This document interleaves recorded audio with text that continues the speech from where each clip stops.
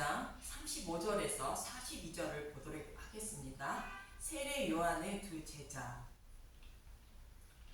지난 시간까지의 말씀은 창세기 첫째 날과 둘째 날까지를 말씀하고 있는데 다시 기억을 떠올리는 의미에서 말씀을 드리겠습니다. 요한복음 1장 1절의 말씀을 보면 말씀이 육신이 되시다. 태초에 말씀이 계시니라. 이 말씀이 하나님과 함께 계셨으니 이 말씀은 곧 하나님이시니라. 이 말씀은 타락한 자신의 백성을 어떻게 구원하실 것인지를 창세전에 이미 계획하신 것을 말하는데 그때 예수님이 하나님과 함께 계셨다는 것이며 그분이 하나님이라는 것입니다. 하나님이 창세전에 타락한 자신의 백성을 어떻게 구원하실 것인지를 이미 계획하시고 우주 만물을 창조하셨다는 뜻이며 창세전에 계획하시고 약속하신 것을 이루어 주시기 위하여 빛이신 예수님이 오셨는데 그분이 하나님이라는 것입니다. 그럼 창세기 1장 2절에서 3절에 무슨 말씀을 하고 있는지 다시 한번 보겠습니다. 창세기 1장 2절 땅이 혼돈하고 공허하며 흑암이 깊음 위에 있고 하나님의 영은 수면 위에 운행하시니라. 땅이 혼돈하고 공허하며 흑암이 깊음 위에 있다는 것은 자신의 죄로 인하여 심판받아 마땅한 자들이 빛이신 예수님을 곧 복음을 모르고 살아가는 모습을 말합니다. 이 모습을 잘 설명하고 있는 것인 애굽의 9번째 재앙을 통하여 알 수 있는데 애굽 백성들이 있는 땅에 흑암이 가득한 모습이고 이스라엘 백성이 있는 땅에는 빛이 있었다는 것입니다. 이처럼 애굽 백성이 있는 곳에는 땅이 혼돈하고 공허하며 흑암이 깊음 위에 있었습니다. 출애굽기 10장 21절에서 23절을 보면 출애굽기 10장 21절 아홉째 재앙 흑암이 땅에 있다. 여호와께서 모세에게 이르시되 하늘을 향하여 내 손을 내밀어 애굽 땅에 흑암이 있게 하라. 곧 더듬을 만한 흑암이리라. 모세가 하늘을 향하여 손을 내밀매 캄캄한 흑암이 3일 동안 애굽 온 땅에 있어서 그 동안은 사람들이 서로 볼 수 없으며 자기 처소에서 일어나는 자가 없으되 온 이스라엘 자손들이 거주하는 곳에는 빛이 있었더라. 이처럼 애굽 백성들이 사는 곳에는 흑암이 있고 이스라엘 백성들이 사는 곳에는 빛이 있었다는 것입니다. 이 말씀이 창세기 1장 2절에 땅이 혼돈하고 공허하며 흑암이 깊음 위에 있고 하나님의 영은 수면 위에 운행하신다는 말씀입니다. 여기서 운행하신다는 단어는 라프라는 히브리어로 알을 품다, 긴장을 풀게 되다라는 뜻으로 하나님의 백성을 하나님의 품에 안고 보호하고 계시는 모습을 말하는 것으로 심판받아 마땅한 자들 가운데 하나님이 택한 백성들이 있어 암탉이 알을 품고 있는 것처럼 그들을 구원하시기 위하여 품에 안으시고 보호하고 계시는 모습이 하나님의 영이 운행하신다는 말씀이며 온 이스라엘 자손들이 거주하는 곳에는 빛이 있었다라는 말씀입니다.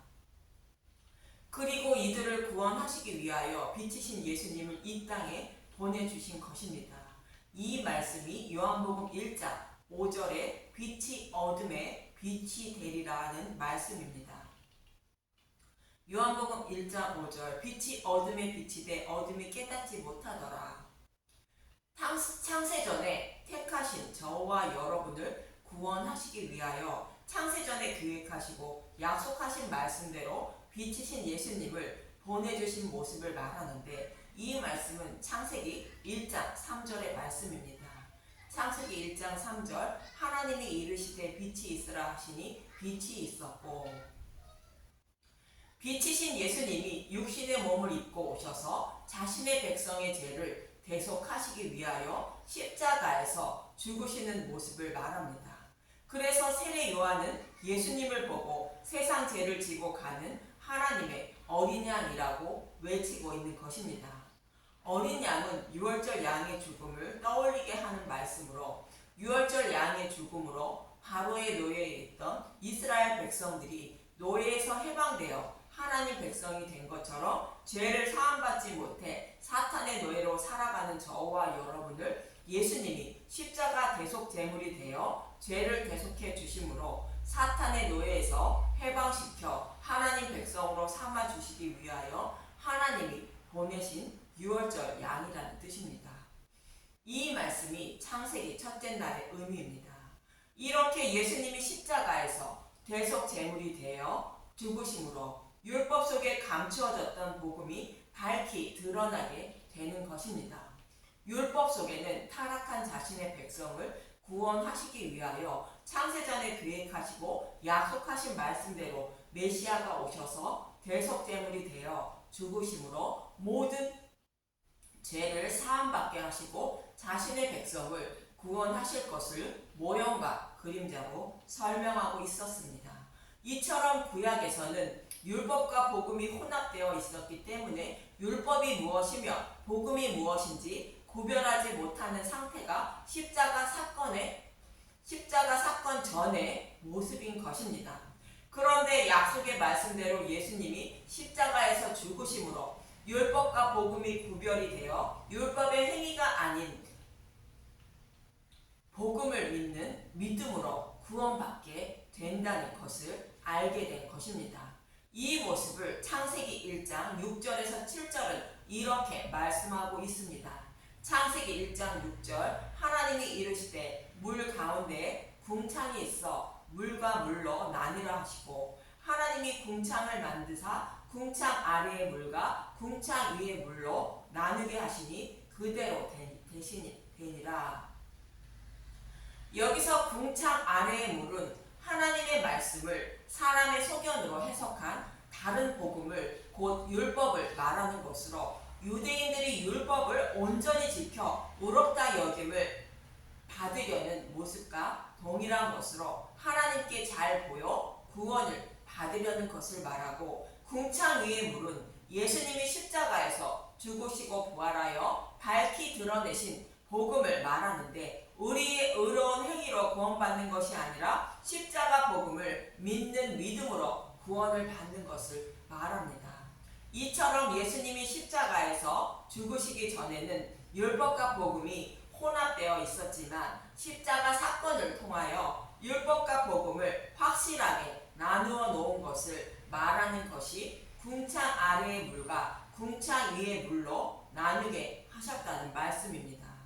이처럼 하나님이 십자가를 통하여 율법과 복음을 나누어 놓기 전의 모습은 구약의 이스라엘 백성들의 모습을 통하여 알 수 있는데 이스라엘 백성들이 하나님이 주신 율법을 열심히 지키며 하나님을 섬겼지만 사탄의 노예에서 해방되지 못한 상태로 하나님의 이름만 부르며 살아가고 있다고 성경은 말씀하고 있는 것입니다. 이 모습을 잘 설명하고 있는 것이 이스라엘 백성들이 애굽에서 노예로 살아가는 상태를 통하여 말씀하고 있는 것입니다. 그렇지만 애굽에 있던 이스라엘 백성들은 십자가 사건을 모형하는 유월절 양의 죽음으로 바로의 노예에서 해방되어 홍해를 갈라 마른 땅으로 건너 하나님이 양육하시기 위하여 예비하신 땅인 광야로 들어가게 된 것입니다. 즉 세상대를 지고 가는 하나님의 어린 양의 죽음으로 율법 속에 감추어진 복음을 밝히 드러내심으로 혼합되어 있는 물을 상징하는 홍해를 가르고 마른 땅으로 건너는 모습인데 홍해 바다가 갈라지는 것은 예수님이 십자가를 통하여 율법과 복음을 갈라 놓으시는 것을 모형하는 말씀입니다. 이 말씀이 창세기 1장 7절의 말씀으로 궁창 아래의 물과 궁창 위의 물로 나누게 하시는 모습입니다. 이렇게 율법과 복음을 나누게 하심으로 이스라엘 백성들은 갈라진 홍해를 마른 땅으로 건너 하나님 백성이 되는데 이 모습을 사도 바울은 이스라엘 백성들이 모세에 속하여 세례를 받았다고 고린도전서 10장 1절에서 2절은 말씀하고 있는 것입니다.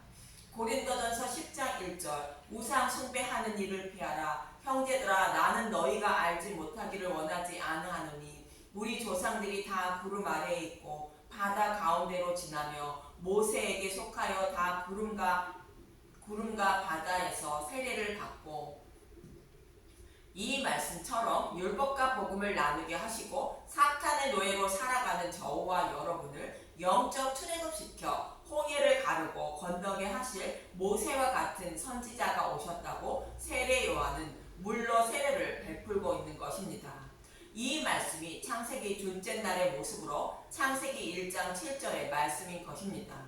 이처럼 예수님이 십자가에서 대속 제물로 죽으심으로 율법과 복음을 나누게 하시는 것으로 하나님은 자신의 백성의 생명을 살리는 생명의 양식을 준비하게 됩니다. 그리고 부활하심으로 자신의 백성에게 생명의 양식을 먹여 양육하실 땅도 준비하신 것입니다.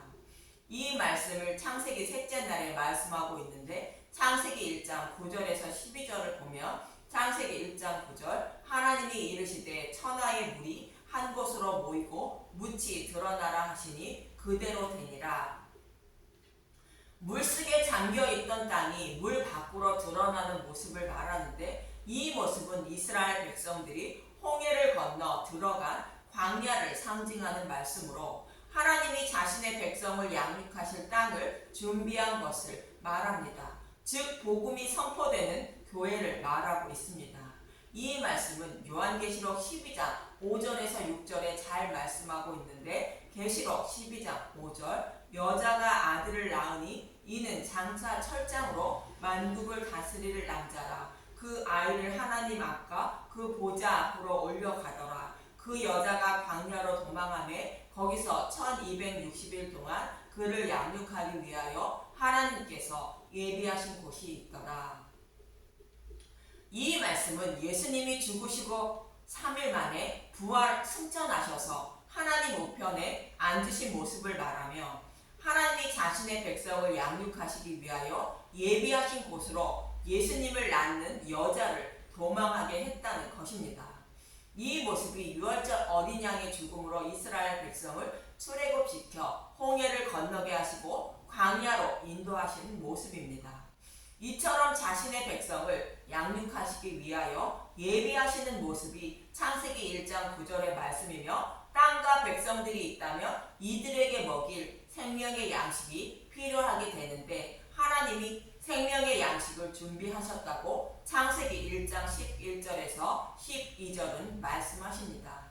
창세기 1장 11절 하나님이 이르시되 땅은 풀과 씨 맺는 채소와 각기 종류대로 씨 가진 열매 맺는 나무를 내라 하시니 그대로 되어 땅이 풀과 각기 종류대로 씨 맺는 채소와 각기 종류대로 씨 가진 열매 맺는 나무를 내니 하나님이 보시기에 좋았더라.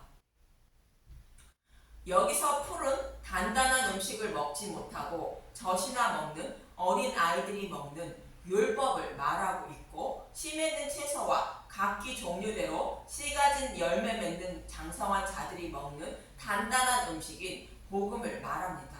이 말씀을 히브리서 5장 12절은 잘 말씀해 주고 있습니다.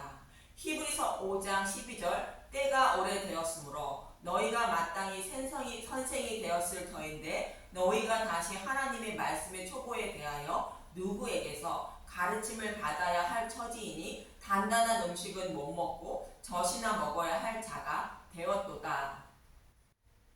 율법을 잘 지켜 의롭다 여김을 받으려는 유대인들에게 말하는 것으로 조상 대대로 율법을 가지고 있었지만 율법 속에 감추어진 복음을 찾아 먹지 못하고 어린아이처럼 젖이나 먹고 있다고 말하는 것입니다.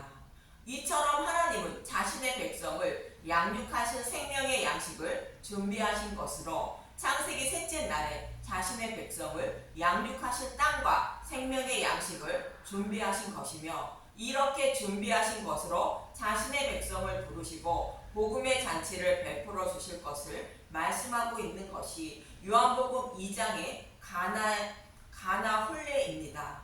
그래서 요한복음 2장 1절은 사흘째 되는 날이라 하며 시작하는 것입니다. 요한복음 1장 1절 요한복음 2장 1절 가나의 혼례 사흘째 되던 날 갈릴리 가나의 혼례가 있어 예수의 어머니도 거기 계시고 사흘째 되던 날은 예수님이 죽으시고 부활 승천하신 날을 말하는 것으로 복음의 잔치를 베푸시는 날이 되었음을 말합니다. 이렇게 하나님은 자신의 백성을 양육하실 땅과 생명의 양식을 준비하셨다고 해도 생명이 없으면 복음의 잔치를 베풀 수 없는 것입니다.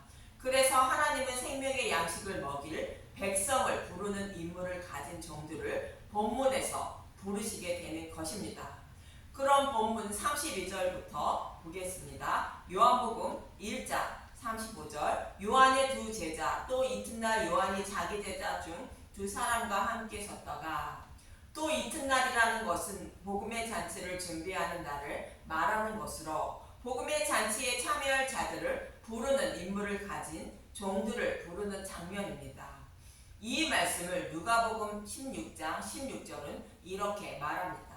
누가복음 16장 16절 율법과 선지자는 요한의 때까지요 그 후부터는 하나님 나라의 복음이 전파되어 사람마다 그리로 침입하느니라. 복음을 전파하여 복음을 모르는 자들에게 복음이 침입했다는 것으로 복음을 받아들이게 된다는 것입니다. 그럼 복음의 말씀을 전파하는데 어떤 말씀을 전하게 되는지 이어지는 본문 36절을 보겠습니다. 요한복음 1장 36절 예수께서 거니심을 보고 말하되 보라 하나님의 어린 양이로다. 우리의 죄를 대속해 주시고 우리를 사탄의 노예에서 해방시켜 주시기 위하여 오신 분이 예수님이며 그분을 믿어야 심판받지 않는다고 전하라는 의미입니다. 세례 요한이 전하는 이 말을 듣고 세례 요한의 두 제자가 예수님을 따르게 된 것입니다. 요한복음 1장 37절 두 제자가 그의 말을 듣고 예수를 따르거늘 이 말을 듣고 따른 제자는 본문 40절에 시몬 베드로의 형제 안드레이며 또 한 사람은 요한복음의 저자 사도 요한인 것입니다. 이처럼 두 제자가 예수님을 따르게 되는데 본문 38절을 보겠습니다. 요한복음 1장 38절 예수께서 돌이켜 그 따르는 것을 보시고 물어 이르시되 무엇을 구하느냐 이르되 랍비여 어디 계시오니까 하니 랍비는 번역하면 선생이라. 예수님은 두 제자에게 너희들이 나에게 온 목적이 무엇이냐고 묻고 있는 것이며 이 물음에 사시는 곳이 어디냐고 묻는 것입니다. 그러자 예수님은 본문 39절에 이렇게 말씀하십니다. 요한복음 1장 39절 예수께서 이르시되 와서 보라. 그러므로 그들이 가서 계신 데를 보고 그날 함께 거하니 때가 10시쯤 되었더라. 예수님은 두 제자에게 와서 보라 말씀하신 것으로 예수님이 왜 오셨는지 알게 해주신다는 것입니다. 예수님은 자신이 육신의 몸을 입고 오신 목적을 마태복음 20장 28절에 이렇게 말씀하십니다. 마태복음 20장 28절 인자가 온 것은 섬김을 받으려 함이 아니라 도리어 섬기려 하고 자기 목숨을 많은 사람의 대성물로 주려 함이니라. 예수님이 육신의 몸을 입고 오신 목적은 우리를 잘 먹고 잘 살게 해주고 병이나 고쳐주기 위하여 오신 것이 아니라 십자가에서 대속제물이 되어 모든 죄를 대속해 주시기 위하여 오셨다는 것입니다. 이렇게 예수님이 십자가에서 대속제물이 되심으로 하나님 백성을 구하게 되어 여호와께서 기뻐하게 된다는 것으로 그 일을 이루어 주시기 위하여 오셨다고 이사야 53장 10절은 말씀하고 있습니다. 이사야 53장 10절 여호와께서 그에게 상함을 받게 하시기를 원하사 질고를 당하게 하셨은즉 그의 영혼을 속건 제물로 드리기에 이르면 그가 씨를 보게 되며 그의 날은 길 것이요 또 그의 손으로 여호와께서 기뻐하시는 뜻을 성취하시리로다. 속건 제물로 드려진다는 것은 모든 죄를 지고 십자가에서 죽으시는 것을 말하며 그 일을 이루어 주시면 그가 씨를 본다는 것으로 하나님 백성을 구원하실 수 있다는 뜻입니다. 이 일을 이루어 주심으로 하나님은 잃어버린 아들들을 찾으심으로 기뻐하시게 된다는 것으로 이 일을 이루어 주시기 위하여 예수님은 육신의 몸을 입고 오셨다는 것입니다. 예수님이 이렇게 십자가에서 대속제물이 되어 죽으심으로 본문 51절 이후는 굳게 닫혀있던 하늘문을 열어 혼인잔치를 베풀어 주시게 됨을 말씀하고 있습니다. 본문 51절만 보겠습니다. 요한복음 1장 51절 또 이르시되 진실로 진실로 너희에게 이르노니 하늘이 열리고 하나님의 사자들이 인자 위에 오르락 내리락 하는 것을 보리라 하시니라. 예수님은 찾은 제자에게 이 일을 이루어 주시는 것을 보라 말씀하시는 것입니다. 그리고 예수님은 40절에서 41절에도 복음의 잔치를 베풀기 위하여 제자들을 모으게 됩니다. 요한복음 1장 40절 요한의 말을 듣고 예수를 따르는 두 사람 중에 하나는 시몬 베드로의 형제 안드레라. 그가 먼저 자기의 형제 시몬을 찾아 말하되 우리가 메시아를 만났다 하고 메시아는 번역하면 그리스도라. 데리고 예수께 오니 예수께서 보시고 이르시되 내가 요한의 아들 시몬이니 장차 게바라 하리라 하시니라. 게바는 번역하면 베드로라. 이처럼 하나님은 창세기 셋째 날에 준비하신 생명의 양식과 백성을 양육하실 땅을 준비하시고 복음의 잔치를 베풀 종들을 부르시고 있는 것입니다. 그리고 이 종들에게 곧 제자들에게 복음을 전하여 자신의 신부를 모으고 그들에게 혼인잔치를 베풀어 주실 것을 말씀하고 있는 문맥이며 이미 창세전에 계획하신 대로 이 일을 이루어 주시는 것입니다. 저와 여러분도 이 혼인잔치에 참여한 신부임을 잊지 마시고 성경의 말씀을 통하여 예수님이 이루어 주신 일을 자세히 살펴보아 예수님이 준비하신 포도주를 마시며 즐거워하는 저와 여러분이 되셨으면 합니다. 감사합니다.